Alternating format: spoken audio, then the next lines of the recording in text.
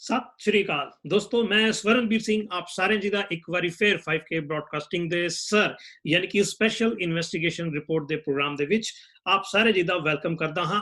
ਅੱਜ ਜਿਸ ਰਿਪੋਰਟ ਦੀ ਅਸੀਂ ਗੱਲ ਕਰਾਂਗੇ ਉਹ ਰਿਪੋਰਟ ਹੈ ਦਿੱਲੀ ਗੁਰਦੁਆਰਾ ਪ੍ਰਬੰਧਕ ਕਮੇਟੀ ਦੇ ਉੱਤੇ ਲੱਗੇ, ਜੋ ਇਸ ਵੇਲੇ ਉੱਥੇ ਕਾਰਜਕਾਰੀ ਕਮੇਟੀ ਹੈ, ਉਹਨਾਂ ਦੇ ਉੱਤੇ ਲੱਗੇ ਜਿਹੜੇ ਕਰਪਸ਼ਨ ਦੇ ਦੋਸ਼ ਨੇ, ਉਸ ਉੱਤੇ ਅਸੀਂ ਗੱਲ ਕਰਾਂਗੇ। ਅਸੀਂ ਸਾਰੇ ਜਾਣਦੇ ਹਾਂ ਕਿ ਦਿੱਲੀ ਗੁਰਦੁਆਰਾ ਮੈਨੇਜਮੈਂਟ ਕਮੇਟੀ, ਜੋ ਕਿ ਇਸ ਵੇਲੇ ਬਾਦਲ ਦਲ ਦੇ ਅਧੀਨ ਹੈ, ਉਸ ਉੱਤੇ ਇਸ ਵੇਲੇ ਭਾਰੀ ਕਰਪਸ਼ਨ ਦੇ ਦੋਸ਼ ਲੱਗੇ ਹੋਏ ਨੇ। ਉੱਥੋਂ ਦੇ ਪ੍ਰਧਾਨ ਦੇ ਉੱਤੇ 420 ਦੇ ਪਰਚੇ ਵੀ ਦਰਜ ਹੋ ਰਹੇ ਨੇ। ਆਪਣੀ ਆਪਣੀ ਥਾਂ ਤੇ ਹਰ ਪਾਰਟੀ ਇੱਕ ਦੂਜੇ ਦੇ ਉੱਤੇ ਦੋਸ਼ ਪਾ ਰਹੀ ਹੈ। ਇੱਕ ਪਾਰਟੀ ਕਹਿ ਰਹੀ ਹੈ ਕਿ ਇਹ ਪੁਰਾਣੇ ਪਾਰਟੀ ਦਾ ਕੀਤਾ ਹੋਇਆ ਕੰਮ ਹੈ, ਯਾਨੀ ਕਿ ਸਿਰਸਾ ਸਾਹਿਬ ਕਹਿ ਰਹੇ ਨੇ ਕਿ ਜੀਕੇ ਸਾਹਿਬ ਦਾ ਕੀਤਾ ਹੋਇਆ ਕੰਮ ਹੈ, ਜੀਕੇ ਸਾਹਿਬ ਕਹਿ ਰਹੇ ਨੇ ਕਿ ਇਹ ਸਰਸਾ ਸਾਹਿਬ ਦਾ ਕੀਤਾ ਹੋਇਆ ਕੰਮ ਹੈ। ਤਾਂ ਇੱਥੋਂ ਤੱਕ ਕਿ ਕੁਝ ਕੁ ਲੋਕ ਇਸ ਤੋਂ ਹੋਰ ਵੀ ਪਹਿਲਾਂ ਜਾ ਰਹੇ ਨੇ। ਉਹਨਾਂ ਨੇ ਇੱਥੋਂ ਤੱਕ ਕਹਿਤਾ ਕਿ ਇਹ ਜਿੰਨੀਆਂ ਵੀ ਪਾਰਟੀਆਂ ਹਾਲੇ ਤੱਕ ਇਸ ਕਮੇਟੀ ਤੇ ਆਈਆਂ ਨੇ, ਭਾਵੇਂ ਉਹ ਕੋਈ ਵੀ ਹੋਵੇ, ਉਹਨਾਂ ਨੇ ਕਿਤੇ ਨਾ ਕਿਤੇ ਕਰਪਸ਼ਨ ਕੀਤਾ ਹੀ ਹੈ। ਲੇਕਿਨ ਇਸ ਸਾਰੀ ਸਿਚੁਏਸ਼ਨ ਦੇ ਵਿੱਚ ਇੱਕ ਮੇਨ ਟਰਨਿੰਗ ਪੁਆਇੰਟ ਆਉਂਦਾ ਹੈ ਜਦੋਂ ਆਪ ਪਾਰਟੀ, ਆਮ ਆਦਮੀ ਪਾਰਟੀ ਵੀ ਡਾਇਰੈਕਟਲੀ ਇਸ ਮਸਲੇ ਦੇ ਉੱਤੇ ਇਨਵੋਲਵ ਹੋ ਜਾਂਦੀ ਹੈ। ਜਰਨੈਲ ਸਿੰਘ, ਜੋ ਕਿ ਆਪ ਦੇ ਐਮਐਲਏ ਨੇ, ਉਹਨਾਂ ਨੇ ਇਸ ਸਾਰੇ ਮਸਲੇ ਦੇ ਉੱਤੇ ਆਪ ਇੱਕ ਪ੍ਰੈਸ ਕਾਨਫਰੰਸ ਕੀਤੀ ਤੇ ਇਸ ਮਸਲੇ ਦੇ ਉੱਤੇ ਸਾਰਿਆਂ ਨੂੰ ਜਾਣੂ ਕਰਵਾਇਆ। ਆਓ ਸੁਣਦੇ ਹਾਂ ਜਰਨੈਲ ਸਿੰਘ ਨੇ ਇਸ ਸਾਰੇ ਮਸਲੇ ਦੇ ਉੱਤੇ ਕੀ ਆਖਿਆ ਜੀ। ਅੱਜ ਦੇ ਇਸ ਪ੍ਰੈਸ ਕਾਨਫਰੰਸ ਵਿੱਚ ਸਾਰੇ ਪੱਤਰਕਾਰ ਸਾਥੀਆਂ ਦਾ ਸਵਾਗਤ ਹੈ। ਅੱਜ ਦੀ ਇਹ ਪ੍ਰੈਸ ਵਾਰਤਾ 7 ਨਵੰਬਰ 2020 ਪਰਸੋਂ ਜੋ ਰਾਊਜ਼ ਐਵਨਿਊ ਕੋਰਟ ਵੱਲੋਂ DSGMC ਦੇ ਪ੍ਰਧਾਨ ਮਨਜਿੰਦਰ ਸਿੰਘ ਸਿਰਸਾ ਉੱਤੇ FIR ਕਰਨ ਦੇ ਆਰਡਰ ਕੀਤੇ ਗਏ ਨੇ, ਉਹਦੇ ਸੰਬੰਧ ਵਿੱਚ ਹੈ। ਬਹੁਤ ਹੀ ਕਈ ਵਾਰੀ ਦਿਲ ਦੁਖਦਾ ਇਸ ਗੱਲ ਨੂੰ ਵੇਖ ਕੇ ਕਿ ਜੋ ਦੁਰਵਰਤੋਂ ਗੁਰਦੁਆਰੇ ਦੀ ਗੋਲਕ ਦੀ ਹੋ ਰਹੀ ਹੈ, ਉਹਦਾ ਮਿਆਰ ਕਿੰਨਾ ਡਿੱਗ ਚੁੱਕਿਆ ਹੈ। ਜਦੋਂ ਕੋਈ ਵੀ ਸ਼ਰਧਾਲੂ ਗੁਰਦੁਆਰੇ ਜਾ ਕੇ ਗੋਲਕ ਵਿੱਚ ਪੈਸੇ ਪਾਉਂਦਾ ਹੈ ਤੇ ਉਹ ਇਸ ਭਾਵਨਾ ਨਾਲ ਪਾਉਂਦਾ ਹੈ ਕਿ ਮੇਰੇ ਦਿੱਤੇ ਗਏ, ਮੇਰੇ ਵੱਲੋਂ ਪਾਏ ਗਏ, ਗੁਰੂ ਨੂੰ ਭੇਂਟ ਕੀਤੇ ਗਏ ਗੋਲਕ ਦੇ ਪੈਸੇ ਕਿਸੇ ਚੰਗੇ ਕੰਮ 'ਚ ਲੱਗਣਗੇ। ਜੋ ਗੁਰੂ ਕਾ ਲੰਗਰ ਹੈ ਸ਼ਾਇਦ ਉੱਥੇ ਵਰਤੇ ਜਾਣਗੇ, ਨਹੀਂ ਤੇ ਜੋ ਗੁਰਦੁਆਰਿਆਂ DSGMC ਦੇ ਅੰਡਰ ਸਕੂਲ ਚੱਲ ਰਹੇ ਨੇ ਉਹਨਾਂ ਦੇ ਵਿੱਚ ਇਹਦੀ ਵਰਤੋਂ ਹੋਏਗੀ, ਜਾਂ ਜੋ ਹਸਪਤਾਲ ਚੱਲ ਰਹੇ ਨੇ ਉਹਨਾਂ ਦੇ ਵਿੱਚ ਇਹਦੀ ਵਰਤੋਂ ਹੋਏਗੀ। ਪਰ ਜੋ ਇਹਦਾ ਮਿਸਯੂਜ਼ ਪਿਛਲੇ ਕੁਝ ਸਾਲਾਂ ਤੋਂ ਆਪਾਂ ਲਗਾਤਾਰ ਵੇਖਦੇ ਆ ਰਹੇ ਹਾਂ, ਉਹਦਾ ਇੱਕ ਜਿੰਦਾ ਜਾਗਦਾ ਪ੍ਰਮਾਣ ਪਰਸੋਂ ਦਾ ਹੈ। ਰਾਊਜ਼ ਐਵਨਿਊ ਕੋਰਟ ਦੇ ਆਰਡਰ ਹੈਗੇ ਨੇ, ਜਿਹਦੇ ਵਿੱਚ ਸਾਫ਼ ਤੌਰ ਤੇ ਲਿਖਿਆ ਹੈ ਕਿ ਕਿਸ ਤਰੀਕੇ ਲੱਖਾਂ ਰੁਪਏ ਦਾ, ਕਰੋੜਾਂ ਰੁਪਏ ਦਾ ਮਿਸਯੂਜ਼ ਦਿੱਲੀ ਸਿੱਖ ਗੁਰਦੁਆਰਾ ਪ੍ਰਬੰਧਕ ਕਮੇਟੀ ਦੇ ਪ੍ਰਧਾਨ ਮਨਜਿੰਦਰ ਸਿੰਘ ਸਿਰਸਾ ਜੀ ਵੱਲੋਂ ਕੀਤਾ ਗਿਆ। ਇਸ ਗੱਲ ਦੇ ਜ਼ਿੰਮੇਵਾਰ, ਇਸ ਗੱਲ ਦੇ ਦੋਸ਼ੀ ਤੇ ਚਲੋ ਪ੍ਰਧਾਨ ਮਨਜਿੰਦਰ ਸਿੰਘ ਸਿਰਸਾ ਹੈ ਹੀ ਨੇ, ਪਰ ਇਸ ਚੀਜ਼ ਦੇ ਜ਼ਿੰਮੇਵਾਰ ਮੈਨੂੰ ਲੱਗਦਾ ਆਪਾਂ ਸਾਰੀ ਸਿੱਖ ਸੰਗਤ ਹੈਗੇ ਆ, ਜੋ ਮੈਂਬਰ ਨੂੰ ਚੁਣਦੇ ਵੇਲੇ ਇਸ ਚੀਜ਼ ਦਾ ਧਿਆਨ ਨਹੀਂ ਦਿੰਦੇ ਵੀ ਇਹਨਾਂ ਦਾ ਕਿਰਦਾਰ ਕੀ ਹੈ। ਜਿਨ੍ਹਾਂ ਦੇ ਉੱਤੇ ਆਪਾਂ ਸੁਣਿਆ ਸਰੇਆਮ ਲੋਕ ਕਹਿੰਦੇ ਨੇ ਵੀ ਜਿਨ੍ਹਾਂ ਦਾ ਜ਼ਮੀਨਾਂ ਤੇ ਕਬਜ਼ੇ ਕਰਨ ਦਾ ਕਾਰੋਬਾਰ ਰਿਹਾ ਹੈ, ਜਿਨ੍ਹਾਂ ਦੇ ਪਰਿਵਾਰ ਦੇ ਲੋਕਾਂ ਨੂੰ ਸਜ਼ਾਵਾਂ ਹੋਈਆਂ ਨੇ ਜ਼ਮੀਨਾਂ ਤੇ ਕਬਜ਼ੇ ਕਰਨ ਦੇ ਮਾਮਲੇ 'ਚ, ਐਵੇਂ ਦੇ ਲੋਕਾਂ ਨੂੰ ਜੇ ਆਪਾਂ ਗੁਰਦੁਆਰਿਆਂ ਦੀ ਸੇਵਾ ਸੰਭਾਲ ਦਾਂਗੇ ਤੇ ਉਹਦਾ ਨਤੀਜੇ ਆਪਾਂ ਸਾਫ਼ ਵੇਖ ਸਕਦੇ ਹਾਂ। ਸਾਫ਼ ਤੌਰ ਤੇ ਨਾ ਲੈ ਕੇ ਇੱਕ ਇੱਕ ਬਿੱਲ ਦੀ ਡਿਟੇਲ ਦੇ ਕੇ ਇਹਦੇ ਵਿੱਚ ਮੈਂਸ਼ਨ ਕੀਤਾ ਗਿਆ ਕਿ ਕਿਸ ਤਰੀਕੇ ਗੁਰਦੁਆਰੇ ਵਿੱਚ ਘੁਟਾਲੇ ਕੀਤੇ ਗਏ ਨੇ। ਲੱਖਾਂ ਰੁਪਏ ਦੇ ਬਿੱਲ ਲਏ ਗਏ ਨੇ, ਜਿਹਦੇ ਵਿੱਚ ਕੋਈ ਵੈਟ ਨੰਬਰ ਨਹੀਂ, ਕੋਈ GST ਨੰਬਰ ਨਹੀਂ, ਕਿਸੇ ਦੇ ਸਾਈਨ ਨਹੀਂ, ਤੇ ਲੱਖਾਂ ਰੁਪਏ ਦੀ ਪੇਮੈਂਟ ਪ੍ਰਧਾਨ ਜੀ ਦੀ ਪ੍ਰਵਾਨਗੀ ਨਾਲ ਵੈਂਡਰਸ ਨੂੰ ਕੀਤੀ ਗਈ ਹੈ। ਬੰਦ ਹੋਣ ਦੀ ਕਗਾਰ ਤੇ ਆ ਗਏ ਨੇ। ਟੀਚਰਸ ਆਏ ਦਿਨ ਧਰਨੇ ਤੇ ਬੈਠੇ ਰਹਿੰਦੇ ਨੇ। ਹਸਪਤਾਲ ਦੀ ਬਿਲਡਿੰਗਾਂ ਖੰਡਰ ਹੋ ਗਈਆਂ ਨੇ। ਇਹ ਸਾਰੀ ਚੀਜ਼ਾਂ ਤੇ ਕਮੇਟੀ ਕੰਮ ਕਰ ਸਕੇ। ਪਿਛਲੇ 8 ਸਾਲਾਂ ਵਿੱਚ ਇਹ ਕਮੇਟੀ ਜਵਾਬ ਦੇ ਕਿ ਜੋ ਸਾਡੇ ਰਿਵਾਇਤੀ ਗੁਰੂ ਸਾਹਿਬ ਦੇ ਪ੍ਰੋਗਰਾਮ ਨੇ, ਬਈ ਲੰਗਰ ਦੀ ਪ੍ਰਥਾ ਹੈਗੀ, ਕੀਰਤਨ ਦਰਬਾਰ ਦੀ ਪ੍ਰਥਾ ਹੈ, ਨਗਰ ਕੀਰਤਨ ਦੀ ਪ੍ਰਥਾ ਹੈ, ਸਾਲਾਂ ਤੋਂ ਚੱਲਦੀ ਆ ਰਹੀ ਹੈ। ਇਸ ਤੋਂ ਇਲਾਵਾ ਕੋਈ ਇੱਕ ਚੰਗਾ ਕੰਮ ਜੋ ਟਾਈਮ ਦੀ ਲੋੜ ਹੈ ਇਸ ਕਮੇਟੀ ਵੱਲੋਂ ਕੀਤਾ ਗਿਆ ਹੋਵੇ। ਇਸ ਤੋਂ ਪਹਿਲਾਂ ਵੀ ਪ੍ਰਧਾਨ ਸਾਹਿਬ ਕਰਪਸ਼ਨ ਦੇ ਉਹਨਾਂ ਦੇ ਵੀ ਚਾਰਜ ਲੱਗੇ ਸੀ, ਉਹਨਾਂ ਦੇ ਵੀ ਅਸਤੀਫਾ ਦਿੱਤਾ ਸੀ। ਹੁਣ ਇੱਕ ਜ਼ਿੰਮੇਵਾਰੀ ਸਭ ਤੋਂ ਵੱਡੀ ਇਸ ਅਕਾਲੀ ਦਲ ਬਾਦਲ ਦੇ ਜੋ ਪ੍ਰਧਾਨ ਨੇ ਸੁਖਬੀਰ ਸਿੰਘ ਬਾਦਲ, ਉਹਨਾਂ ਦੀ ਬਣਦੀ ਹੈ। ਜੇ ਜਰਾ ਜੀ ਵੀ ਇਹਨਾਂ ਵਿੱਚ ਗੈਰਤ ਜਾਂ ਗੁਰੂ ਘਰ ਦੇ ਪ੍ਰਤੀ ਸ਼ਰਧਾ ਬਚੀ ਹੈ ਤੇ ਮਨਜਿੰਦਰ ਸਿੰਘ ਸਿਰਸਾ ਨੂੰ ਤੁਰੰਤ ਇਮੀਡੀਏਟਲੀ ਸਾਰੀ ਜ਼ਿੰਮੇਵਾਰੀਆਂ ਤੋਂ ਫ੍ਰੀ ਕਰਨ ਤੇ ਉਹਨਾਂ ਨੂੰ ਪਾਰਟੀ ਤੋਂ ਬਰਖਾਸਤ ਕਰਨ। ਉਹ ਕਹਿੰਦੇ ਨੇ ਜੀ ਮੈਂ ਪਾਰਟੀ ਦਾ ਸਭ ਤੋਂ ਵੱਡੇ ਲੀਡਰਾਂ ਵਿੱਚ ਇੱਕ ਲੀਡਰ ਹੈਗਾ, ਤੇ ਜੇ ਪਾਰਟੀ ਦੇ ਲੀਡਰ, ਕਿਉਂਕਿ ਕੁਝ ਖਾਸ ਆਸ ਸੁਖਬੀਰ ਸਿੰਘ ਬਾਦਲ ਜੀ ਤੋਂ ਵੀ ਨਹੀਂ ਹੈਗੀ, ਸੋ ਤੁਸੀਂ ਵੇਖਿਆ ਕਿ ਆਪ ਐਮਐਲਏ ਜਰਨੈਲ ਸਿੰਘ ਨੇ ਇਹ ਪ੍ਰੈਸ ਕਾਨਫਰੰਸ ਕਰਕੇ ਮਨਜਿੰਦਰ ਸਿੰਘ ਸਿਰਸਾ ਨੂੰ ਤੇ ਬਾਦਲ ਨੂੰ ਡਾਇਰੈਕਟਲੀ ਕਿਹਾ ਹੋਇਆ ਕਿ ਉਹਨਾਂ ਨੂੰ ਇਹ ਜਿਹੜੀ ਪੋਸਟ ਹੈ ਛੱਡ ਦੇਣੀ ਚਾਹੀਦੀ ਹੈ, ਕਿਉਂਕਿ ਇਹ ਜਿਹੜੇ ਕਰਪਸ਼ਨ ਦੇ ਇਲਜ਼ਾਮ ਨੇ ਉਹ ਕਾਫੀ ਭਾਰੀ ਨੇ ਔਰ ਸੰਗਤ ਇਸ ਵੇਲੇ ਕਾਫੀ ਬੇਚੈਨ ਹੈ। ਲੇਕਿਨ ਸਿਰਸਾ ਸਾਹਿਬ ਹਲੇ ਵੀ ਆਪਣੇ ਆਪ ਨੂੰ ਬੇਗੁਨਾਹ ਸਾਬਿਤ ਕਰਦੇ ਹੋਏ ਨਜ਼ਰ ਆਏ। ਉਹਨਾਂ ਨੇ ਵੀ ਇੱਕ ਪ੍ਰੈਸ ਕਾਨਫਰੰਸ ਕੀਤੀ ਤੇ ਉਹਨਾਂ ਨੇ ਜੋ ਪ੍ਰੈਸ ਕਾਨਫਰੰਸ ਵਿੱਚ ਆਖਿਆ, ਆਓ ਇੱਕ ਵਾਰੀ ਉਸ ਤੇ ਵੀ ਨਜ਼ਰ ਮਾਰੀਏ। कोर्ट ने की वो मनजिंदर सिंह सिरसा के खिलाफ की जो कि मेरे खिलाफ कोई FIR नहीं लॉन्च की गई, FIR लॉन्च की गई the governing body of DIGMC and others resident of Gurudwara Rakaab Sahib complex New Delhi 110001 फिर ਦੱਸਦਾ details of the known suspect unknown accused with particulars governing body of DIGMC and others resident of Gurudwara Rakaab Sahib। एक गल दूजी गल मेरे कल्ले के खिलाफ परमजीत सिंह सरना, अमरिंदर सिंह सरना, मनजीत सिंह जीके तिना ने मिलकर मेरे कल्ले के खिलाफ कंप्लेंट दी थी, लेकिन जज साहब ने भी अपने ऑर्डर अंदर बिल्कुल क्लीयर वर्ड्स अंदर लिख के गया कि ये अंदर कोई हेराफेरी नहीं हुई, तो को राजा ट्रेंड के नाम का सर्विस टैक्स नंबर नहीं सी, इस करके दिलीप मिडल पैसे देने तो मना कर दिता। उन्हें अगे दसिया है, उन्हें कहा कि मैं 70 लाख मिलिया, मैं 80 लाख अजे भी लेना क्योंकि साढ़े मुताबिक 70 ही बनता सी। He stated that challans mentioned on serial number 1255 filed by the complainant are challans mentioned in serial number is firm challans and no bogus challan has been made. The doubling of challan is due to the service tax number। ਜਿਹੜਾ ਕਿ ਸਾਡੇ allegation ਲਾਇਆ ਗਿਆ ਸੀ committee ਉੱਤੇ ਕਿ ਅਸੀਂ ਇੱਕ ਕੰਮ ਦੀ ਦੋਹਰਾ ਸਰਵਿਸ ਦਿੱਤੀ, ਪੈਸੇ ਦਿੱਤੇ ਨੇ, ਬਕਾਇਦਾ ਰਾਜਾ ਟੈਨ ਨੇ ਦੱਸਿਆ ਕਿ ਇੱਕ ਵਾਰ ਪੈਸੇ ਦਿੱਤੇ ਨੇ, ਦੂਜੇ ਚਲਾਨ ਜਿਹੜੇ ਸੀ ਕਿਉਂਕਿ ਸਰਵਿਸ ਟੈਕਸ ਨੰਬਰ ਨਹੀਂ ਸੀਗਾ ਔਰ ਬੈਂਕ ਨੇ ਵੈਰੀਫਾਈ ਕੀਤਾ, ਕੋਰਟ ਨੇ ਵੀ ਇਸ ਗੱਲ ਨੂੰ ਮੰਨਿਆ ਔਰ ਕੋਰਟ ਨੇ ਬਕਾਇਦਾ ਇਹ ਵੀ ਗੱਲ ਕਿਹਾ ਜਿਹੜੀ ਸਭ ਤੋਂ ਇੰਪੋਰਟੈਂਟ ਗੱਲ ਆ, क्योंकि मनजीत सिंह जी के एक ऐसा कलंक छड़ के चले गए दिल्ली कमेटी उत्ते कि रोज कोटा के मुकदमे दर्ज हो रहे हैं और मैं तुम्हें भी याद करा देना चाहना सारे मुकदमे उन्होंने कार्यकाल के दौरान ने जो लोग खुद प्रधान से सारा ये कार्यकाल उन्होंने करप्शन के प्रधान के वेले ने। जज साहब ने अपने ऑर्डर लिखा the role of the then president is also under scandal as payment checks are also been signed by him along with the Manjinder Singh Sirsa। Manjeet Singh ji के जी ने रिटर्न के अंदर मैं काफी चिंता की थी, मैं फिर जानकारी वास्ते एक सेकंड जरूर करदा फिर आप अगे चलते हैं। उन्होंने डॉक्यूमेंट आ जिससे उन्होंने अपने हैंड राइटिंग के नाल तय किया कि राइजिंग बॉल को कितने पैसे देने मनजीत सिंह जी के उन्होंने हैंड राइटिंग नाल तय होया, उन्होंने साइन तो बाद मेरे थल्ले साइन आते हैं, फिर दोबारा उन्होंने अपनी हैंड राइटिंग तय किया, उन्होंने साइन तो बाद थल्ले मेरे फिर साइन आते हैं। तो असी बड़ी क्लीयर गल अज दोबारा कह दीए दिल्ली सिख गुरुद्वारा मैनेजमेंट कमेटी अंदर जिथे जनरल सकत्तर रूप मेरे साइन होंगे, मैं उनकी जिम्मेवारी लेके कह सकता है कि ना कभी गलत हो सकता ना होएगा और मैं जिन्होंने लोगों की भी कोई भी भावें सिंह सभा हो भावें साढ़े खिलाफ जो कंप्लेंटा पड़े मैं उन्होंने सदा दिता है नाल नैशनल चैनल और चैनल मीडिया के सब लाभ लेके आओ, साढ़े सामने बैठ के सब एक कागज साडा गलत करके दिखा दो जिस मेरे साइन हो, एक गलत करके दिखा दो। मनजीत सिंह जी ने जोड़ियां कीतियां ने वो तुहाडे सामने ने और सरदार परमजीत सिंह सरना नूं गलत खड़ियां पाउंदे ने। असीं नहीं कह रहे जो मर्जी सवाल पूछो, एक गवर्निंग बॉडी का मुकदमा दर्ज होया मनजीत सिंह जी के दर्ज होया मुकदमा कल दर्ज मुकदमा दर्ज होया है, कंप्लेंट मेरे खिलाफ सी, मैं मीडिया को क्लैरिफाई फिर करते हैं अपने जोर नाल, कंप्लेंट मेरे खिलाफ सी, मुकदमा गवर्निंग बॉडी का दर्ज होया है क्योंकि गलत मनजीत सिंह जी के जे साइन कीते गए तो पूछा मनजीत सिंह जी के ने साइन अगर गलत नहीं सी साइन कीते फिर मनजीत सिंह जी के ने साइन कीते है ना फिर ਉਹਦੇ ਖਿਲਾਫ। ਸੋ ਤੁਸੀਂ ਵੇਖਿਆ ਕਿ ਸਿਰਸਾ ਸਾਹਿਬ ਆਪਣੇ ਆਪ ਨੂੰ ਬੇਦਾਗ ਸਾਬਿਤ ਕਰ ਰਹੇ ਨੇ ਔਰ ਕਹਿ ਰਹੇ ਨੇ ਕਿ ਇਹ ਸਾਰੀ ਦੀ ਸਾਰੀ ਜਿਹੜੀ ਗਲਤੀ ਹੈ ਜੀਕੇ ਸਾਹਿਬ ਦੀ ਹੈ ਔਰ ਜੀਕੇ ਸਾਹਿਬ ਨੇ ਹੀ ਇਹ ਸਾਰਾ ਖੇਡ ਰਚਿਆ ਸੀਗਾ, ਉਹ ਬਿਲਕੁਲ ਬੇਗੁਨਾਹ ਨੇ, ਉਹਨਾਂ ਨੇ ਕੋਈ ਵੀ ਸਾਈਨ ਨਹੀਂ ਕੀਤੇ, ਉਹਨਾਂ ਨੇ ਮਨਜੀਤ ਸਿੰਘ ਜੀਕੇ ਤੋਂ ਬਾਅਦ ਸਾਈਨ ਕੀਤੇ ਨੇ।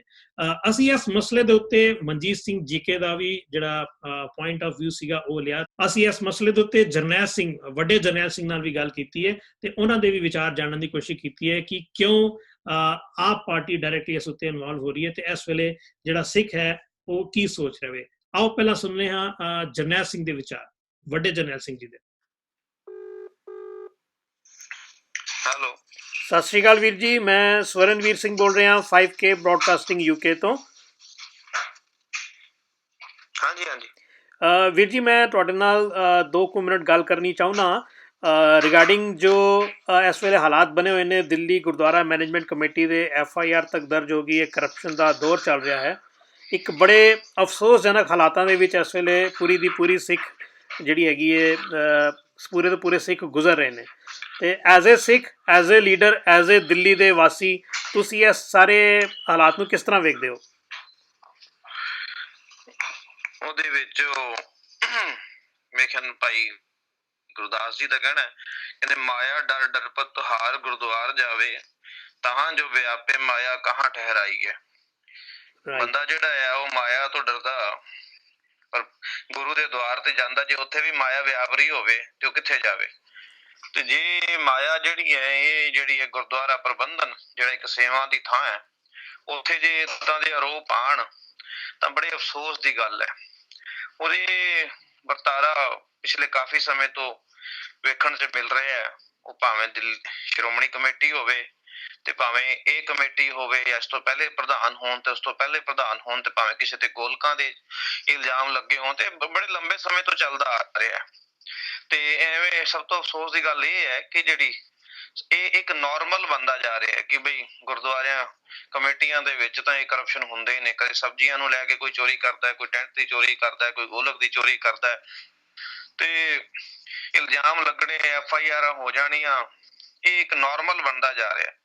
ਤੇ ਬੜੇ ਅਫਸੋਸ ਦੀ ਗੱਲ ਹੈ ਕਿ ਜੋ ਕਰਪਸ਼ਨ ਜਿਹੜਾ ਆ, ਜਿਹੜੇ ਉਹ ਸਾਡੇ ਗੁਰੂ ਘਰਾਂ ਦੇ ਵਿੱਚ ਵੀ ਆ ਚੁੱਕਾ ਆ। ਤੇ ਸਭ ਤੋਂ ਵੱਡੀ ਅਫਸੋਸ ਦੀ ਗੱਲ ਇਹ ਵੀ ਹੈ ਕਿ ਸਾਡੇ ਜਿਹੜਾ ਗੁਰਦੁਆਰਾ ਕਮੇਟੀ ਸਿਸਟਮ ਹੈ ਜੀ, ਉਹਦੇ ਅੰਦਰ ਮੈਨੂੰ ਇਹ ਸਮਝ ਨਹੀਂ ਆਉਂਦਾ ਕਿ ਕੋਈ ਵੀ ਆਡਿਟਿੰਗ ਦਾ, ਚੈਕਿੰਗ ਦਾ, ਉਹਨੂੰ ਦੇਖਣ ਦਾ, ਸਪੈਂਡਿੰਗ ਜਿਹੜੀ ਹੁੰਦੀ ਹੈ ਉਹਦੇ ਵਿੱਚ ਇਹਨਾਂ ਦੇ ਕੋਲ ਕੋਈ ਸਿਸਟਮ ਹੀ ਨਹੀਂ ਹੈਗਾ ਜੋ ਉਸ ਚੀਜ਼ ਨੂੰ ਚੈੱਕ ਕਰ ਸਕੇ।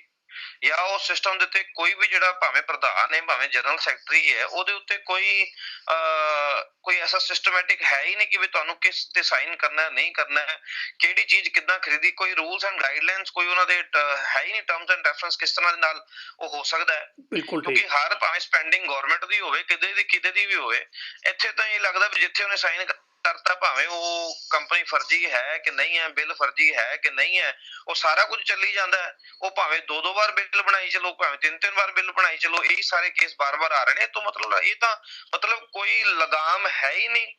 ਆਪੋਜੀਸ਼ਨ ਦਾ ਵੀ ਕੋਈ ਰੋਲ ਨਹੀਂ ਹੈ, ਕੋਈ ਚੈੱਕ ਐਂਡ ਬੈਲੈਂਸ ਹੀ ਨਹੀਂ ਹੈ। ਤੇ ਇਹ ਬੜੇ ਅਫਸੋਸ ਦੀ ਗੱਲ ਹੈ ਕਿ ਪਹਿਲਾਂ ਇੱਕ ਪ੍ਰਧਾਨ ਅਸਤੀਫਾ ਦਿੰਦਾ, ਉਸ ਤੋਂ ਪਹਿਲਾਂ ਜਿਹੜੇ ਇਲੈਕਸ਼ਨ ਲੜੇ ਉਹ ਵੀ ਇਹਨਾਂ ਇਸ਼ੂਆਂ ਦੇ ਉੱਤੇ ਲੜੇ ਗਏ, ਤੇ ਹੁਣ ਉਹ ਕਹਿ ਕੇ ਆਏ ਤੇ ਉਹ ਚੋਰ ਨੇ, ਤੇ ਉਹ ਕਹਿੰਦੇ ਉਹ ਚੋਰ ਨੇ। ਇਹੀ ਰੋਲਾ ਸੁਣ ਰਹੇ ਆ ਕਿ ਵੀ ਤੂੰ ਚੋਰ ਤੇ ਤੂੰ ਚੋਰ। ਬੜੀ ਬਾਣੀ ਕਹਿੰਦੀ ਚੋਰ ਕੀ ਹਾਮਾ ਭਰੇ ਨਾ ਕੋਏ, ਚੋਰ ਕੀਆ ਚੰਗਾ ਕਿਉਂ ਹੋਏ। ਤੇ ਜਿਹੜੀ ਗੁਰਬਾਣੀ, ਜਿਹੜੀ ਗੁਰਮਤ ਨੇ ਇਹ ਦੱਸਣਾ ਹੈ, ਤੇ ਉੱਥੇ ਇਹ ਜਿਹੜਾ ਉਹਦਾ ਪ੍ਰਬੰਧਨ ਹੈ ਇਤਿਹਾਸਕ ਗੁਰਦੁਆਰਿਆਂ ਦਾ, ਉੱਥੇ ਇੱਥੇ ਚੋਰ ਦੀ ਜਿਹੜੀ ਗੱਲ ਸੁਣਨ ਨੂੰ ਮਿਲੇ, ਇਹ ਬੜੇ ਅਫਸੋਸ ਦੀ ਗੱਲ ਹੈ। ਤੇ ਮੈਂ ਕੀ ਕਹਾਂਗਾ ਇਹਦੇ ਚ, ਮੈਂ ਸਿਰਫ ਕੋਈ ਪੋਲੀਟੀਕਲ ਕਮੈਂਟ ਕਰਨ ਦੀ ਬਜਾਏ ਇਹ ਕਹਾਂਗਾ ਕਿ ਇੱਕ ਨਿਮਾਣੇ ਜਿਹੇ ਸਿੱਖ ਵਾਂਗੂ ਕਿ ਬਈ ਹਿਰਦਾ ਬੜਾ ਦੁਖਦਾ ਹੈ ਜਦੋਂ ਏਦਾਂ ਦੀਆਂ ਗੱਲਾਂ ਸੁਣਦੇ ਆ। ਤੇ ਜੀ, ਇੱਕ ਵੀਰ ਜੀ, ਅਤੇ ਹੋਰ ਵੀ ਦੇਖਿਆ ਗਿਆ ਕਿ ਆਪ ਗਵਰਨਮੈਂਟ, ਆਪ ਸਰਕਾਰ ਨੇ, ਆਪ ਪਾਰਟੀ ਵੱਲੋਂ ਇਸ ਮਸਲੇ ਦੇ ਉੱਤੇ ਪ੍ਰੈਸ ਕਾਨਫਰੰਸ ਕੀਤੀ ਹੈ। ਛੋਟੇ ਜਰਨੈਲ ਸਿੰਘ ਨੇ ਇਸ ਮਸਲੇ ਦੇ ਉੱਤੇ ਕਾਨਫਰੰਸ ਕੀਤੀ ਹੈ। ਇਸ ਤੋਂ ਪਹਿਲਾਂ ਇੰਨੀ ਖੁੱਲ੍ਹ ਕੇ ਕਦੀ ਆਪ ਪਾਰਟੀ ਇਸ ਮਸਲੇ 'ਤੇ ਨਹੀਂ ਆਈ। ਕੀ ਉਹਨਾਂ ਦੀ ਵੀ ਇਸ ਆਉਣ ਵਾਲੇ ਇਲੈਕਸ਼ਨ ਦੇ ਵਿੱਚ ਜੰਪ ਕਰਨ ਦੀ ਤਿਆਰੀ ਹੈ, ਜਿਹੜੇ ਇਸ ਤੱਕ ਖੁੱਲ੍ਹ ਕੇ ਬੋਲ ਰਹੇ ਨੇ? ਦੇਖੋ, ਪਹਿਲੀ ਗੱਲ ਤਾਂ ਇਹ ਹੈਗੀ ਕਿ ਆਮ ਆਦਮੀ ਪਾਰਟੀ ਨੇ ਕੀ ਕਿਹਾ, ਕੀ ਨਹੀਂ ਕਿਹਾ, ਉਹਦੇ ਬਾਰੇ ਮੈਂ ਕੋਈ ਟਿੱਪਣੀ ਨਹੀਂ ਕਰ ਸਕਦਾ, ਕਿਉਂਕਿ ਮੈਂ ਪਾਰਟੀ 'ਚ ਨਹੀਂ ਹਾਂ ਇਸ ਵੇਲੇ ਜੀ। ਨੰਬਰ 2, ਮੇਰਾ ਇਹ ਮੰਨਣਾ ਸ਼ੁਰੂ ਤੋਂ ਰਿਹਾ ਹੈ ਕਿ ਜਿਹੜਾ ਮਸਲਾ ਨਿਰੋਲ ਧਾਰਮਿਕ ਹੈ ਤੇ ਸਿੱਖਾਂ ਦਾ, ਉਹਦੇ ਵਿੱਚ ਕਿਸੇ ਵੀ ਪਾਰਟੀ ਦੀ ਕਿਸੇ ਵੀ ਪ੍ਰਕਾਰ ਦੇ ਨਾਲ ਕੋਈ ਵੀ ਇਨਵੋਲਵਮੈਂਟ ਨਹੀਂ ਹੋਣੀ ਚਾਹੀਦੀ। ਮੇਰਾ ਇਹ ਮੰਨਣਾ ਹੈ ਕਿ ਜੇ ਬੀਇੰਗ ਸਿੱਖ ਕਿਸੇ ਵੀ ਲੀਡਰ ਨੂੰ, ਭਾਵੇਂ ਉਹ ਕਿਸੇ ਪਾਰਟੀ ਤੋਂ ਹੈ, ਜੇ ਉਹ ਕੋਈ ਟਿੱਪਣੀ ਕਰਨਾ ਚਾਹੁੰਦਾ ਐਜ਼ ਏ ਸਿੱਖ, ਤੇ ਉਹਨੂੰ ਉਹ ਆਪਣੇ ਇੰਡੀਪੈਂਡੈਂਟ ਆਧਾਰ ਦੇ ਉੱਤੇ ਆ ਕੇ ਕਰਨੀ ਚਾਹੀਦੀ ਹੈ। ਪਿੱਛੇ ਪਾਰਟੀ ਦਾ ਬੋਰਡ ਲਾ ਕੇ ਉਹਨੂੰ ਉਹ ਟਿੱਪਣੀ ਨਹੀਂ ਕਰਨੀ ਚਾਹੀਦੀ। ਉਹ ਆਪਣੇ ਇੱਕ ਨਿੱਜੀ ਤੌਰ ਤੇ ਜ਼ਰੂਰ ਆਪਣਾ ਦੁੱਖ ਜਤਾ ਸਕਦਾ ਜਾਂ ਗੱਲ ਕਰ ਸਕਦਾ ਹੈ ਕਿ ਸੁਧਾਰ ਹੋਣਾ ਚਾਹੀਦਾ, ਕਿਉਂਕਿ ਮੈਂ ਵੀ ਸਿੱਖ ਹਾਂ, ਮੈਂ ਵੀ ਗੁਰਦੁਆਰੇ ਜਾਂਦਾ, ਪਰ ਇੱਕ ਪਾਰਟੀ ਦਾ ਉਹ ਬਣਾ ਕੇ ਪਾਰਟੀ ਦੇ ਪਲੇਟਫਾਰਮ ਤੋਂ ਅਗਰ ਕੋਈ ਟਿੱਪਣੀ ਕਰੇ, ਜਾਂ ਕੋਈ ਕਾਂਗਰਸ ਦੇ ਪਲੇਟਫਾਰਮ ਤੋਂ ਟਿੱਪਣੀ ਕਰੇ, ਜਾਂ ਕਾਂਗਰਸ ਦਾ ਪ੍ਰਵਕਤਾ ਟਿੱਪਣੀ ਕਰੇ, ਜਾਂ BJP ਦਾ ਕਰੇ, ਜਾਂ ਮੈਂ ਇਸ ਚੀਜ਼ ਦਾ ਹਾਮੀ ਨਹੀਂ ਹਾਂ। ਮੈਨੂੰ ਲੱਗਦਾ ਕਿ ਜਿਹੜਾ ਸਾਡਾ ਗੁਰਦੁਆਰਾ ਪ੍ਰਬੰਧਨ ਹੈ, ਜਿਹੜਾ ਸਾਡਾ ਧਰਮ ਦਾ ਇਸ਼ਾ ਹੈ, ਇਹਦੇ ਵਿੱਚ ਕਿਸੇ ਵੀ ਪੋਲੀਟੀਕਲ ਪਾਰਟੀ ਦੀ ਡਾਇਰੈਕਟ ਇੰਟਰਫੇਰੈਂਸ ਨਹੀਂ ਹੋਣੀ ਚਾਹੀਦੀ। ਸੋ ਤੁਸੀਂ ਸੁਣਿਆ ਕਿ ਵੱਡੇ ਜਰਨੈਲ ਸਿੰਘ ਨੇ ਇਹ ਗੱਲ ਬੜੀ ਸਪਸ਼ਟ ਆਖੀ ਹੈ ਕਿ ਜਿਹੜੇ ਆਪ ਦੇ MLA ਜਰਨੈਲ ਸਿੰਘ ਨੇ, ਛੋਟੇ ਜਰਨੈਲ ਸਿੰਘ, ਅਗਰ ਉਹ ਐਜ਼ ਏ ਸਿੱਖ ਆਪਣੇ ਵਿਚਾਰ ਪ੍ਰਗਟ ਕਰਦੇ ਤਾਂ ਗੱਲ ਸਮਝ ਆਉਂਦੀ। ਲੇਕਿਨ ਇਹ ਇਹਨਾਂ ਨੇ ਜਿਹੜੀ ਪ੍ਰੈਸ ਕਾਨਫਰੰਸ ਕੀਤੀ ਹੈ ਉਹ ਆਪ ਦੇ ਬੈਨਰ ਦੇ ਹੇਠਾਂ ਕੀਤੀ ਹੈ ਕਿ ਆਪ ਪਾਰਟੀ ਵੀ ਕਿਤੇ ਨਾ ਕਿਤੇ ਇਸ ਇਲੈਕਸ਼ਨ ਦੇ ਵਿੱਚ ਆਪਣੇ ਆਪ ਨੂੰ ਇਨਵੋਲਵ ਕਰਦੀ ਨਜ਼ਰ ਆ ਰਹੀ ਹੈ। ਆਓ ਹੁਣ ਜਾਣਦੇ ਹਾਂ ਕਿ ਮਨਜੀਤ ਸਿੰਘ ਜੀਕੇ ਜਿਨ੍ਹਾਂ ਦੇ ਉੱਤੇ ਸਰਸਾ ਸਾਹਿਬ ਨੇ ਇਲਜ਼ਾਮ ਲਗਾਏ ਨੇ ਪ੍ਰੈਸ ਕਾਨਫਰੰਸ ਦੇ ਵਿੱਚ ਕਿ ਇਹ ਸਾਰੇ ਦੇ ਸਾਰੇ ਕਰਪਸ਼ਨ ਜਿਹੜੀ ਹੈਗੀ ਹੈ ਜੀਕੇ ਸਾਹਿਬ ਨੇ ਕੀਤੀ ਹੈ, ਉਹਨਾਂ ਨਾਲ ਜੋ ਸਾਡੀ ਗੱਲਬਾਤ ਹੋਈ ਹੈ ਉਹ ਆਪਣੇ ਵਿਚਾਰ ਕੀ ਰੱਖਦੇ ਨੇ। ਕੱਲ ਮਨਜੀਤ ਸਿੰਘ ਜੀਕੇ ਜੀ, ਮੈਂ ਸਵਰਨਬੀਰ ਬੋਲ ਰਿਹਾ 5K ਬ੍ਰੌਡਕਾਸਟਿੰਗ ਤੋਂ। ਵਾਹਿਗੁਰੂ ਜੀ ਕਾ ਖਾਲਸਾ, ਵਾਹਿਗੁਰੂ ਜੀ ਕੀ ਫਤਿਹ। ਸਵਰਨਬੀਰ ਜੀ ਕੀ ਹਾਲ ਹੈ ਵੀਰ ਜੀ, ਠੀਕ ਹੋ ਤੁਸੀਂ? ਬਹੁਤ ਚੜ੍ਹਦੀ ਕਲਾ, ਬਾਬੇ ਦੀ ਕਿਰਪਾ। ਵੀਰ ਜੀ, ਮੈਂ ਜਿਹੜੀ ਦਿੱਲੀ ਦੇ ਪ੍ਰਧਾਨ ਦੇ ਉੱਤੇ ਜਿਹੜੀ ਕੇਸ ਹੋਏ ਪਏ ਨੇ ਉਸ ਬਾਰੇ ਗੱਲ ਕਰਾਂਗਾ ਕਿ ਉਹਨਾਂ ਦੀ ਹੁਣੇ ਮੈਂ ਪ੍ਰੈਸ ਕਾਨਫਰੰਸ ਦੇਖੀ ਹੈ, ਸੁਣੀ ਹੈ। ਉਸ ਦੇ ਵਿੱਚ ਉਹ ਕਹਿ ਰਹੇ ਨੇ ਕਿ ਕੇਸ ਜਿਹੜੇ ਹੈਗੇ ਨੇ ਉਹ ਮਨਜੀਤ ਸਿੰਘ ਜੀਕੇ ਤੋਂ ਹੋਏ ਪਏ ਨੇ ਤੇ ਮਨਜੀਤ ਸਿੰਘ ਜੀਕੇ ਜ਼ਿੰਮੇਵਾਰ ਹੈ, ਉਹਨਾਂ ਦੇ ਸਾਈਨ ਪਹਿਲਾਂ ਹੋਏ ਨੇ ਤੇ ਮੈਂ ਬਾਅਦ ਚੋਂ ਕੀਤੇ ਨੇ। ਮੈਂ ਸਮਝਦਾ ਵੀਰ ਜੀ ਕਿ ਝੂਠ ਬੋਲਣ 'ਚ ਐਕਸਪਰਟ ਨੇ। ਕੋਰਟ ਨੇ ਬਾਈ ਨੇਮ ਆਰਡਰ ਕੀਤਾ, ਅਗਰ ਤੁਹਾਡੇ ਕੋਲ ਉਹਨਾਂ ਦੀ ਜਜਮੈਂਟ ਹੈਗੀ ਆਪਰੇਟਿਵ ਪਾਰਟ ਜੀ, ਕਿ FIR should be registered against Manjinder Singh Sirsa, accused number 2, and accused number 2 और कि उसਨੂੰ रब कहते हैं and others जी।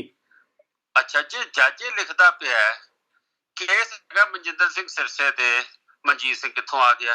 ਫਿਰ ਤੁਸੀਂ ਉਹ ਦੇਖਿਆ ਉਹਨੇ ਡਾਕੂਮੈਂਟਸ ਅਸੀਂ ਉਹ ਪਿੱਛੇ ਪਬਲਿਕ ਕੀਤੇ ਨੇ ਕਿ ਇੱਕ ਰਾਈਜ਼ਿੰਗ ਬਾਲ ਕਰਕੇ ਕੰਪਨੀ ਹੈਗੀ ਹੈ ਜਿਹਦੇ ਕੋਲੋਂ ਇਹਨਾਂ ਨੇ ਸ਼ਮਿਆਨੇ ਲਗਵਾਏ।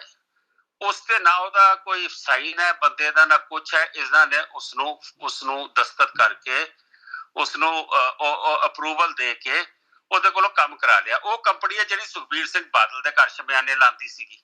ਮੈਂ ਸਮਝਦਾ ਕਿ ਜਿਹੜਾ ਕੰਮ 25-28 ਲੱਖ ਚ ਹੋਣਾ ਸੀ ਇਹਨਾਂ ਨੇ 75 ਚ ਕਰਾਇਆ ਕਿ 66 ਚ ਕਰਾਇਆ, ਮੈਨੂੰ ਐਗਜ਼ੈਕਟ ਨਹੀਂ ਪਤਾ। ਉਹ ਸਾਰੀ ਚੀਜ਼ਾਂ ਇਹਦੇ ਉੱਤੇ ਆਉਂਦੀਆਂ ਨੇ, ਉਹ ਗੱਲ ਸਾਡੇ ਤੇ ਪਾ ਰਿਹਾ। ਔਰ ਜਿਹੜਾ ਉਹ ਹੈਗਾ ਆਪਣਾ ਟੈਂਟ ਵਾਲਾ ਹੈਗਾ ਸੀ, ਉਹਨੇ ਕਹਿੰਦਾ ਮੈਂ 2 ਕਰੋੜ ਦੇ ਬਿੱਲ ਦਿੱਤੇ ਸੀਗੇ, ਮੈਨੂੰ 70 ਲੱਖ ਕੇ 75 ਲੱਖ ਰੁਪਏ ਮਿਲਿਆ ਕਿਉਂਕਿ ਜਦੋਂ ਮੇਰੇ ਨੋਟਿਸ ਆਇਆ ਮੈਂ ਇਹਦੀਆਂ ਪੇਮੈਂਟਾਂ ਰੋਕਤੀਆਂ ਸੀ ਸਾਰੀਆਂ। ਸੋ ਇਸ ਕਰਕੇ administrative head according to Delhi Gurdwara management committee act 1971 general secretary is the administrative head. ਔਰ ਜਦੋਂ ਐਡਮਿਨਿਸਟ੍ਰੇਸ਼ਨ ਦੇ ਵਿੱਚ ਪਰਸੋਨਲ ਡਿਪਾਰਟਮੈਂਟ ਆਏਗਾ, ਫਾਈਨਾਂਸ ਆਏਗਾ, ਅਕਾਊਂਟਸ ਆਏਗਾ ਔਰ ਜਿਹੜਾ ਆਪਣਾ ਸਟੇਟ ਡਿਪਾਰਟਮੈਂਟ ਆਏਗਾ ਔਰ ਜਿਹੜਾ ਰਿਕਾਰਡ ਡਿਪਾਰਟਮੈਂਟ ਹੈ, ਇਹ ਸਾਰਾ ਕੁਝ ਜਿਹੜਾ ਹੈ ਫਾਈਨਾਂਸ, ਅਕਾਊਂਟਸ, ਸਟੇਟ, ਇਹ ਸਾਰਾ ਕੁਝ ਜਨਰਲ ਸੈਕਟਰੀ ਦੇ ਥੱਲੇ ਆਉਂਦਾ ਹੈ। So he is the administrative head ਜੀ। ਤੇ ਵੀਰ ਜੀ, ਜਿਸ ਤਰ੍ਹਾਂ ਤੁਹਾਡੇ ਤੇ ਜਦੋਂ ਇਲਜ਼ਾਮ ਲੱਗੇ ਸਨ ਤਾਂ ਤੁਸੀਂ ਪਾਰਟੀ ਤੋਂ ਬਾਹਰ ਆ ਗਏ ਸੀਗੇ, ਪ੍ਰਧਾਨਗੀ ਤੋਂ ਵੀ ਬਾਹਰ ਆ ਗਏ ਸੀਗੇ, ਲੇਕਿਨ ਹਲੇ ਤੱਕ ਇੱਥੇ ਹੁਣੇ ਤੱਕ ਕੋਈ ਅਸਤੀਫਾ ਜਾਂ ਕੋਈ ਇਸ ਤਰ੍ਹਾਂ ਦੀ ਗੱਲਬਾਤ ਨਹੀਂ ਸੁਣੀ ਗਈ। ਇਹ ਕੀ ਜਿਹੜਾ ਸਿੱਖ ਰਾਜਨੀਤੀ ਦਾ ਮਿਆਰ ਡਿੱਗਦਾ ਜਾ ਰਿਹਾ? ਦੇਣਗੇ ਵੀ ਨਹੀਂ, ਤੁਸੀਂ ਦੇਖ ਲੈਣਾ, ਉਹ ਅਸਤੀਫਾ ਨਹੀਂ ਦੇਣਗੇ। ਮੇਰੇ ਤੇ ਖਾਲੀ ਪੁਲਿਸ 'ਚ ਕੰਪਲੇਂਟ ਦਿੱਤੀ ਗਈ ਸੀ, ਹਲੇ ਮੇਰੇ ਤੇ FIR ਨਹੀਂ ਹੋਈ ਸੀ। ਮੈਂ ਰਿਜ਼ਾਈਨ ਕਰਤਾ ਕਿ it's religious politics, I should not stick to my seat. ਮੈਂ ਇਲੈਕਟਿਡ ਪ੍ਰੈਜ਼ੀਡੈਂਟ ਸੀ, ਮੈਨੂੰ ਕੋਈ ਨਹੀਂ ਲਾ ਸਕਦਾ ਸੀਗਾ। ਇਹ ਨਹੀਂ ਆਪਣੇ ਆਪ ਨੂੰ ਮਤਲਬ ਇਸ ਤੋਂ ਅਸਤੀਫਾ ਦੇਣਗੇ ਕਿਉਂਕਿ ਇਹਨਾਂ ਦਾ ਜੱਦੀ ਪੁਸ਼ਤੀ ਕੰਮ ਹੈ। ਇਹਨਾਂ ਨੇ ਕਬਜ਼ੇ ਕੀਤੇ ਨੇ, ਇਹਨਾਂ ਨੇ ਸਾਰੇ ਨੰਬਰ 2 ਦੇ ਕੰਮ ਕੀਤੇ ਨੇ। ਇਹਨਾਂ ਦੇ ਪਿਤਾ ਨੂੰ 3 ਸਾਲ ਸਜ਼ਾ ਹੋਈ ਹੈ ਇੱਕ ਸਵਤੰਤਰਤਾ ਸੈਨਾਨੀ ਦੇ ਪਲਾਟ ਦੇ ਗਲਤ ਕਾਗਜ਼ ਬਣਾ ਕੇ ਅੰਦਰ ਕਰਨ ਦੇ। ਇਹਨਾਂ ਦੇ ਉੱਤੇ ਆਪਣੇ ਕ੍ਰਿਮੀਨਲ ਕੇਸ ਨੇ। ਸੋ ਉਹਨਾਂ ਦਾ ਕੋਈ ਲੈਣ ਦੇਣ ਨਹੀਂ, ਨਾ ਧਰਮ ਨਾਲ ਨਾ ਪੰਥ ਨਾਲ। ਇਹਨਾਂ ਨੇ ਸਿਰਫ ਗੁਰਦੁਆਰਾ ਕਮੇਟੀ 'ਚ ਕਿਵੇਂ ਕਾਬਜ਼ ਰਹਿਣਾ, ਕਿਵੇਂ ਸੁਖਬੀਰ ਸਿੰਘ ਬਾਦਲ, ਵੱਡੇ ਬਾਦਲ ਦਾ ਕੰਮ ਹੈ ਕਿ ਸੁਖਬੀਰ ਸਿੰਘ ਬਾਦਲ ਨੂੰ ਮੁੱਖ ਮੰਤਰੀ ਬਣਾ ਦੇਵਾਂ। ਸੁਖਬੀਰ ਦਾ ਕੰਮ ਹੈਗਾ ਕਿ ਮੈਂ ਕਿਸੇ ਤਰੀਕੇ ਹਰਸਿਮਰਤ ਦੀ ਵਜ਼ੀਰੀ ਲੈ ਲਵਾਂ। ਔਰ ਮਨਜਿੰਦਰ ਸਿਰਸੇ ਦਾ ਕੰਮ ਹੈ ਕਿ ਮੈਂ MLA ਕਿੱਦਾਂ ਬਣ ਜਾਵਾਂ, ਵੋਟੀ ਨੂੰ ਕੌਂਸਲਰ ਬਣਾ ਦੇਵਾਂ। ਹਰਮੀਤ ਸਿੰਘ ਕਾਲਕਾ ਦਾ ਵੀ ਇਹੀ ਕੰਮ ਹੈ ਕਿ ਮੈਂ ਕਿਵੇਂ MLA ਬਣਾ ਤੇ ਮੈਂ ਕਿਵੇਂ ਆਪਣੀ ਵੋਟੀ ਕੌਂਸਲਰ ਉਹਦੀ ਹੈਗੀ ਸਿਟਿੰਗ ਅੱਗੋਂ ਵੀ ਉਹਦੀ ਸੀਟ ਪੱਕੀ ਕਰਾਂ।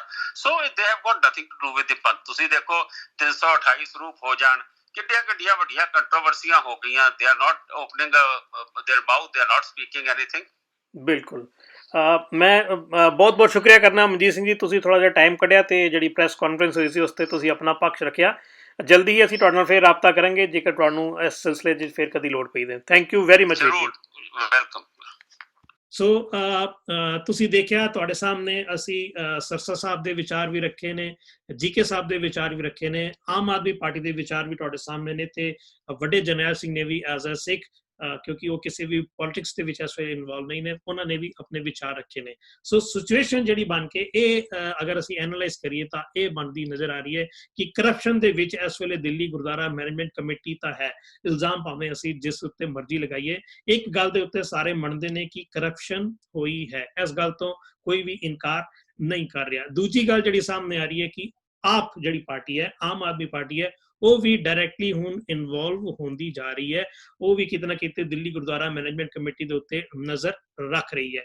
ਤੇ ਤੀਜੀ ਗੱਲ ਜਿਹੜੀ ਸਾਹਮਣੇ ਆ ਰਹੀ ਹੈ ਕਿ ਇੰਨਾ ਕੁਝ ਹੋਣ ਦੇ ਬਾਵਜੂਦ, ਜਦ ਕਿ ਇਲੈਕਸ਼ਨ ਸਿਰਫ 2-3 ਮਹੀਨੇ ਦੂਰ ਨੇ, ਹਾਲੇ ਵੀ ਸਰਸਾ ਸਾਹਿਬ ਆਪਣੀ ਪ੍ਰਧਾਨਗੀ ਤੋਂ ਇਸਤੀਫਾ ਦੇਣ ਵਾਸਤੇ ਤਿਆਰ ਨਹੀਂ ਨੇ, ਭਾਵੇਂ ਉਹ ਦੋਸ਼ੀ ਹੋਣ ਜਾਂ ਉਹ ਨਿਰਦੋਸ਼ ਹੋਣ। ਲੇਕਿਨ ਜੋ ਇਲਜ਼ਾਮ ਇਸ ਵੇਲੇ ਲੱਗੇ ਨੇ, ਇਹ ਇਲਜ਼ਾਮ ਬੜੇ ਗੰਭੀਰ ਇਲਜ਼ਾਮ ਨੇ, ਔਰ ਇਹ ਇਲਜ਼ਾਮ ਪ੍ਰਧਾਨ ਦੇ ਉੱਤੇ ਲੱਗੇ ਨੇ, ਔਰ ਪ੍ਰਧਾਨ ਨੂੰ ਇਸ ਵੇਲੇ ਆਪਣੀ ਜਿਹੜੀ ਹੈ ਨੈਤਿਕਤਾ ਨੂੰ ਸਵੀਕਾਰਦੇ ਹੋਏ ਇਸ ਵੇਲੇ ਇਸਤੀਫਾ ਦੇ ਦੇਣਾ ਚਾਹੀਦਾ ਸੀਗਾ। ਲੇਕਿਨ ਇਹ ਗੱਲ ਫਿਰ ਇੱਕ ਸਾਫ਼ ਤੌਰ ਤੇ ਉਭਰ ਕੇ ਸਾਹਮਣੇ ਆ ਰਹੀ ਹੈ ਕਿ ਜਦੋਂ ਵੀ ਕੋਈ ਸਿੱਖ ਲੀਡਰ ਸਾਹਮਣੇ ਉਭਰ ਕੇ ਆਉਂਦਾ ਵੇ, ਉਹ ਕਹਿੰਦਾ ਤੇ ਜ਼ਰੂਰ ਹੈ ਕਿ ਉਹ ਸੇਵਾ ਕਰਨਾ ਚਾਹੁੰਦਾ ਹੈ, ਲੇਕਿਨ ਨਜ਼ਰ ਗੋਲਕ ਤੇ ਹੁੰਦੀ ਹੈ, ਨਜ਼ਰ ਅਹੁਦੇ ਤੇ ਹੁੰਦੀ ਹੈ, ਨਜ਼ਰ ਪ੍ਰਧਾਨਗੀ ਤੇ ਹੁੰਦੀ ਹੈ। ਤੇ ਜਿਹੜੇ ਸਿੱਖ ਹਲੇ ਵੀ ਪ੍ਰਧਾਨਗੀ ਤੇ ਗੋਲਕ ਦੇ ਲਾਲਚ ਦੇ ਵਿੱਚ ਇਨਵੋਲਵ ਨੇ, ਉਹਨਾਂ ਤੋਂ ਕਿਨਾਰਾ ਕਰਨ ਦਾ ਹੁਣ ਇਹ ਸਾਡੇ ਕੋਲ ਇੱਕ ਬਿਹਤਰੀਨ ਮੌਕਾ ਹੈ। ਉਹ ਮੌਕਾ ਸਾਨੂੰ ਹੁਣ ਗਵਾਉਣਾ ਨਹੀਂ ਚਾਹੀਦਾ। ਸਤਿ ਸ਼੍ਰੀ ਅਕਾਲ।